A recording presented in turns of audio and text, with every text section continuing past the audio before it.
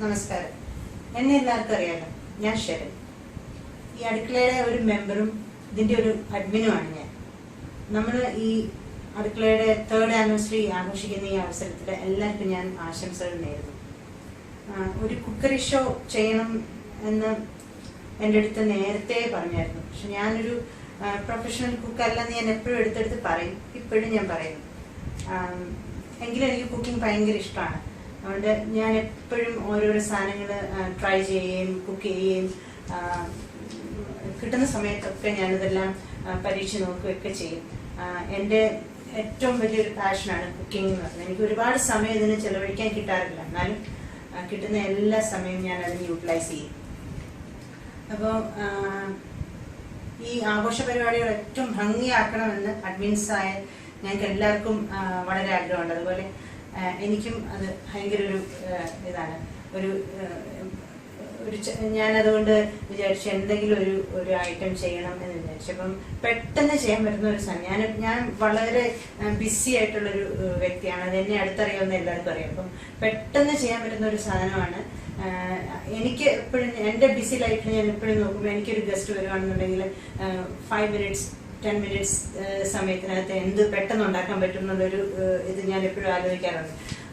അത് ഏറ്റവും രുചികരമായിരിക്കണം, ഏറ്റവും സിമ്പിളും ആയിരിക്കണം, ഏറ്റവും ടേസ്റ്റിയുമായിരിക്കണം. അതാണ് എൻ്റെ ഒരു ലോജിക്. അപ്പം നമ്മൾ മെയിൻ കോഴ്സസുകൾ ഉണ്ടാക്കുന്നതിന് ഒരുപാട് ടൈം എങ്കിലും നമ്മളൊരു ഗസ്റ്റ് വരുമ്പോഴത്തേക്കും നമ്മളുടെ ഒരു ഡിന്നർ അല്ലെങ്കിൽ ഒരു ലഞ്ച് എന്ന് പറയുമ്പോഴത്തേക്കും നമ്മളുടെ ഒരു മെനു പോകുന്നതെന്ന് വെച്ചാൽ ഒരു സ്റ്റാർട്ടർ, ഒരു മെയിൻ കോഴ്സ്, പിന്നെ ഒരു ഡെസേർട്ട്. അതായിരിക്കും ഏറ്റവും സിമ്പിൾ ആയിട്ടുള്ളൊരു ഇത്. അപ്പം ഇന്ന് ഞാൻ ചെയ്യാൻ പോകുന്നതെന്ന് പറഞ്ഞു കഴിഞ്ഞാൽ ഒരു സ്റ്റാർട്ടർ. അതായത് അത് എല്ലാവർക്കും ഇഷ്ടപ്പെടുന്ന ഒരു സ്റ്റാർട്ടേഴ്സ്. ഒരു പാർട്ടി അല്ലെങ്കിൽ ഒരു ഗെറ്റ് ടുഗദർ എന്നൊക്കെ പറയുമ്പോഴത്തേക്കും എപ്പോഴും ഒരു കോമൺ ഫാക്ടറാണ് ആൽക്കഹോൾ. അല്ലെങ്കിൽ എല്ലാവരും കൂടുമ്പോഴത്തേക്കും ഫ്രണ്ട്സ് എല്ലാവരും മെൻ എല്ലാവരും ഉണ്ടെങ്കിൽ അവരെല്ലാവരും ഇരുന്ന് ഒരു ചെറിയ ഡ്രിങ്ക് കഴിക്കുക. അപ്പം അങ്ങനെയൊക്കെയുള്ള അവസരത്തിൽ കഴിക്കാൻ പറ്റുന്ന ഒരു ചെറിയ സ്റ്റാർട്ടറാണ്. ഭയങ്കര ടേസ്റ്റിയാണ്, എളുപ്പമാണ് ചെയ്യാനായിട്ട്. സ്പൈസി ഫിഷ് ഫിംഗേഴ്സ് എന്നാണ് എൻ്റെ പേര്. ഇനി അതിലേക്ക് നടക്കാം. അപ്പോൾ സ്പൈസി ഫിഷ് ഫിംഗേഴ്സ്, അതിൻ്റെ ഇൻഗ്രീഡിയൻസ് എന്താണെന്ന് നമുക്ക് നോക്കാം. ഇൻഗ്രീഡിയൻസ് എന്ന് പറയുമ്പോഴത്തേക്കും ആദ്യം ഫിഷ് ഫിംഗേഴ്സ് എന്ന് പറയുമ്പോൾ നാച്ചുറലി ഫിഷ് വേണം. അപ്പം ഞാൻ ഒരു 1/2 kg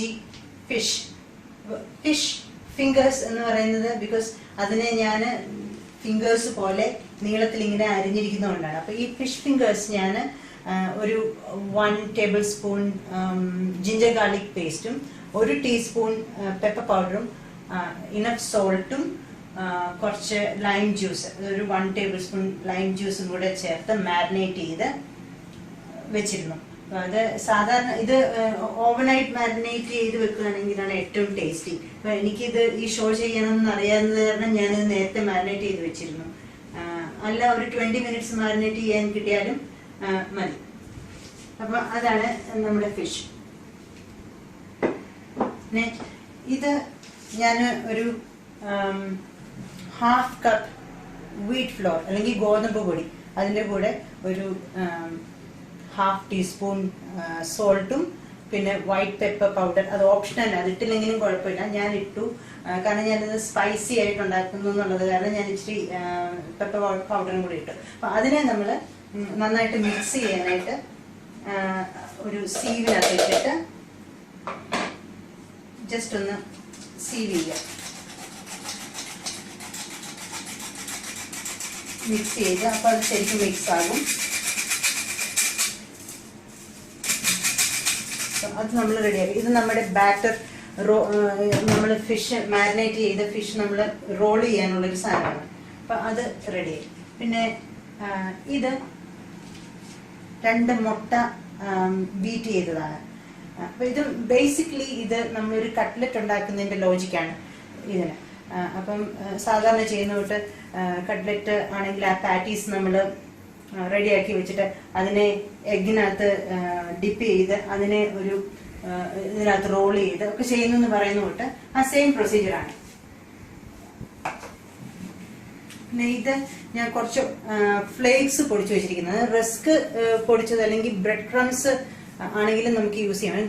ബ്രെഡ് എടുക്കുകയാണെന്നുണ്ടെങ്കിൽ നമ്മൾ ബ്രെഡ് പൊടിച്ചു കഴിഞ്ഞിട്ട് ആ പൊടി ഒന്ന് ജസ്റ്റ് റോസ്റ്റ് ചെയ്തെടുക്കേണ്ടി വരും, ആ ഒരു ക്രിസ്പിനെസ് വരാനുണ്ട്. പക്ഷെ ഇത് വളരെ ഈസിയാണ്, കാരണം ഫ്ലേക്സ് ഓൾറെഡി വളരെ ക്രിസ്പി ആയിട്ടുള്ളൊരു മാറ്റർ ആയത് കാരണം അത് വളരെ ഈസി ആയിട്ട് നമുക്ക് യൂസ് ചെയ്യാൻ പറ്റും. അതുകൊണ്ട് ഞാൻ കുറച്ച് കിഡ്നിപരമായി അല്ലെങ്കിൽ ബുദ്ധിപരമായി പിന്നെ ഈ ഫ്ലേക്സിനെ പൊടിച്ചെടുത്തു.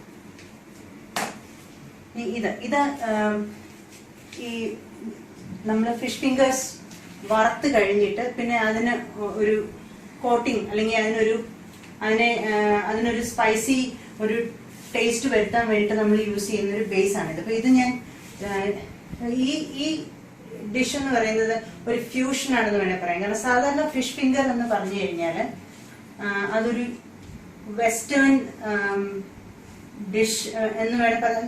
നമുക്ക് ഈസ്റ്റേൺ അതായത് ചൈനീസ് തായ് വിഭവങ്ങളിലും നമുക്ക് ഈ ഫിഷ് ഫിംഗേഴ്സ് കാണാം. എങ്കിലും കുറച്ച് സ്പൈസി ആയിട്ട് ഉണ്ടാക്കാൻ വേണ്ടിയിട്ട് ഞാൻ ഈ ഈസ്റ്റേൺ ആൻഡ് വെസ്റ്റേൺ ഇതിനെ ഒന്ന് മിക്സ് ചെയ്തു. അപ്പം ആദ്യം ഉണ്ടാക്കുന്ന ഫിഷ് ഫിംഗേഴ്സ് ഒരു വെസ്റ്റേൺ സ്റ്റൈലിലും പിന്നെ അത് സ്പൈസി ആക്കാൻ വേണ്ടിയിട്ട് ഒരു ഈസ്റ്റേൺ ഇതിലേക്ക് കൂടി ഞാൻ പോയി. അപ്പൊ ഈ ഇതെന്ന് പറഞ്ഞാൽ തായ് ചില്ലി പേസ്റ്റ് അല്ലെങ്കിൽ ചൈനീസ് ചില്ലി പേസ്റ്റ് എന്നൊക്കെ നമുക്ക് വിളിക്കാവുന്ന ഒരു സാധനമാണ്. ഇതിന് വേണ്ടി ഞാൻ ചെയ്തതെന്ന് വെച്ച് കഴിഞ്ഞാൽ ഞാൻ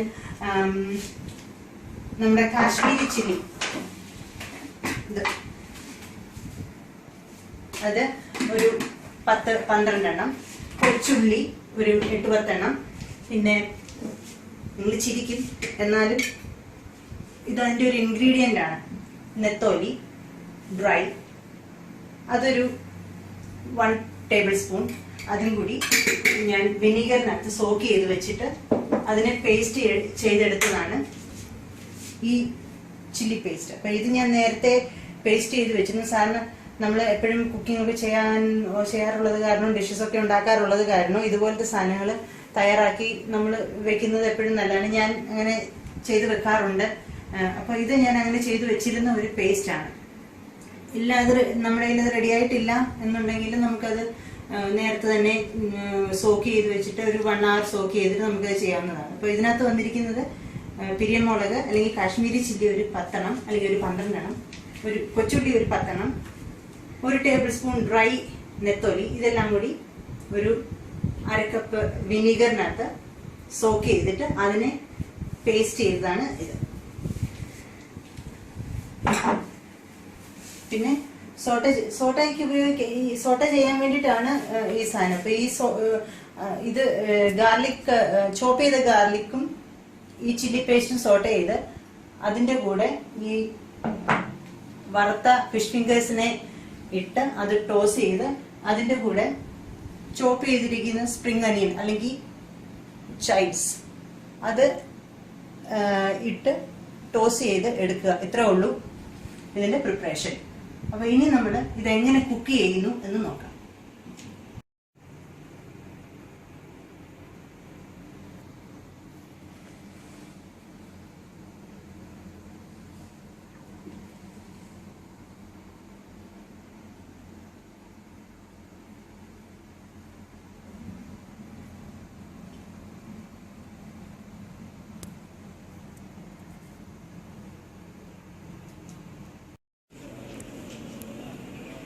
ഇത് ഞാൻ ഒരു പാനിൽ എണ്ണ ചൂടാക്കാനായിട്ട് വെച്ചിരിക്കുകയാണ്. അപ്പം അത് എണ്ണ ചൂടായി കഴിഞ്ഞു. ഇനി ചെയ്യുന്നതെന്ന് പറഞ്ഞു കഴിഞ്ഞാൽ ഒരു ഫിഷ് ഫിംഗർ എടുത്തിട്ട് അതിനെ ഈ പൊടിക്കകത്തൊന്ന് റോൾ ചെയ്ത് എഗ്ഗിനകത്തൊന്ന് റോൾ ചെയ്ത്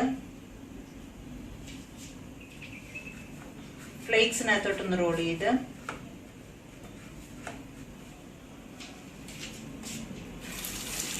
മറക്കാനായിട്ട്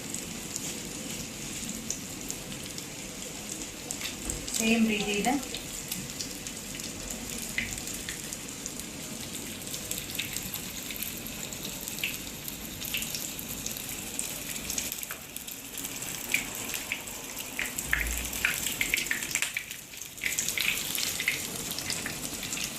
ഇങ്ങനെയെല്ലാം നമ്മൾ വറുത്ത് കോരിയിട്ട് നോക്കാം.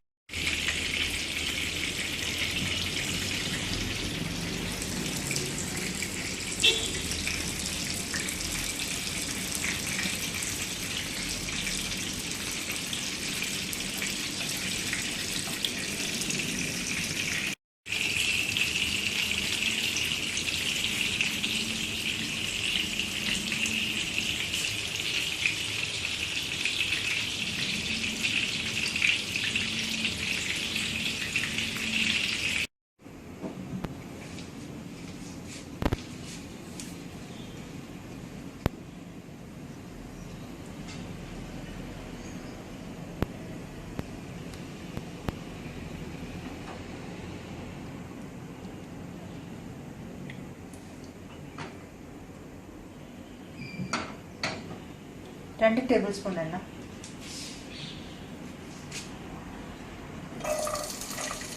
2 ടേബിൾ സ്പൂൺ ഗാർലിക് ചോപ്പ് ചെയ്തത്,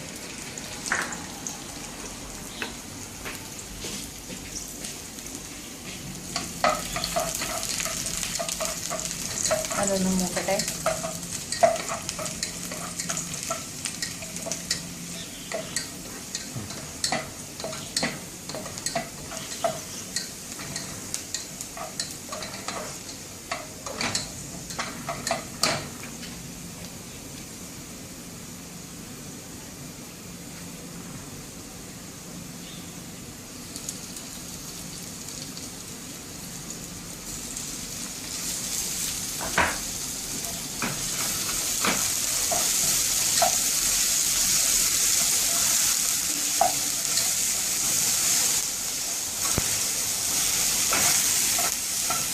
ഞാനൊരു 4 ടേബിൾ സ്പൂൺ ചില്ലി പേസ്റ്റ് ഇട്ടു. ഇതിലേക്ക് സോൺസ് ഉള്ളത് കാരണം നല്ല നാട്ടമുണ്ട്. 1/2 ടീസ്പൂൺ ഉപ്പ്,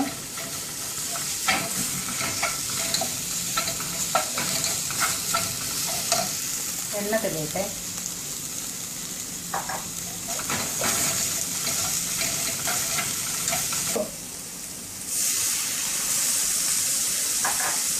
കുറച്ച് വെള്ളം ഒഴിച്ചു.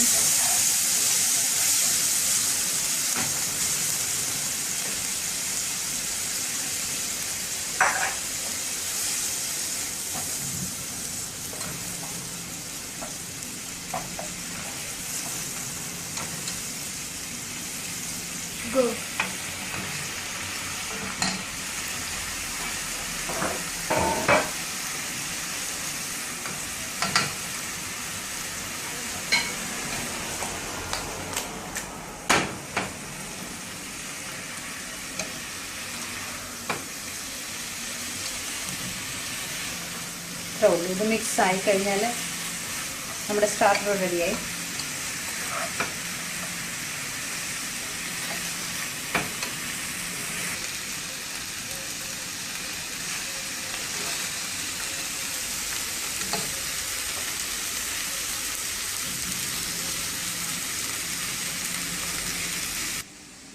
ഇപ്പം നമ്മുടെ സ്റ്റാർട്ടർ റെഡിയായി. ഇനി അത് പ്ലേറ്റ് ചെയ്തിട്ട് അതെങ്ങനെയെന്ന് കാണാം.